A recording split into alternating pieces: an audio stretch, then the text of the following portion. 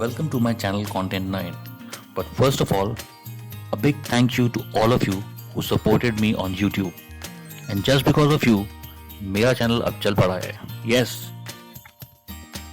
तो आज का टॉपिक है working from home. So let's begin the topic. Job market is expected to see a brand new normal.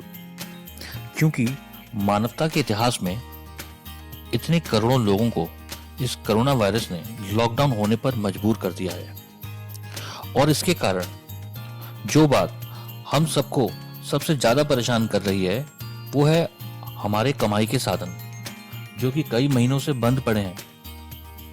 और अब घर चलाने के लिए कोई जॉब कर रहा हो या बिजनेस, दोनों को ही घर पर रहना पड़ रहा है. क्योंकि इस लॉकडाउन के साथ बहुत कुछ बदलने वाला है, तो मैंने सोचा इस टॉपिक को लेकर एक अलग नजरिया आपके सामने लाया जाए, जो कि टेलीविजन और आम आदमी की राय से जरा अलग हो. तो यूएस में according to national bureau of economic research, following the कोविड-19 outbreak, 37% of the jobs capable हैं घर से काम करने के लिए.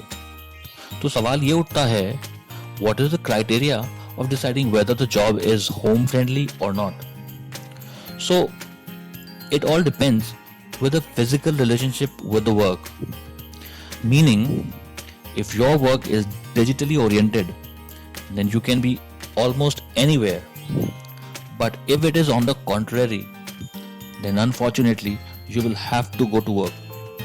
तो इसका मतलब ये हुआ कि US में remaining 63% of the people need help, so that they can perform their duties safely, because they can't afford to be in lockdown. तो ये तो हुई एक बात. Secondly, अब ऐसे भी कई काम हैं जो घर से नहीं करने दिए जा सकते. देखिए, ये समझने की जरूरत है कि काम तो आप घर से कर सकते हैं, पर कंपनी नहीं चाहती कि ये काम उनके एम्प्लॉय घर से करें. And there are companies too which do not support such working practices, which means no income for those who seek such work. तो ये तो अच्छी बात नहीं हुई उन लोगों के लिए जो इस तरह के जॉब पर निर्भर है, क्योंकि ये लोग बिना इनकम के 3 या 4 महीनों से जी रहे हैं. इससे इनकम इनइक्वालिटी तो बढ़ती जा रही है, पर हमारी सोसाइटी पर इसका लॉन्ग लास्टिंग इम्प्लीकेशन भी हो रहा है. तीसरा पॉइंट यह है कि आजकल आप सबने ये सुना होगा कि आने वाले सालों में वर्क फ्रॉम होम का ही कल्चर होगा. पर क्या आपने सोचा है कि वर्किंग फ्रॉम होम के क्या नुकसान होंगे?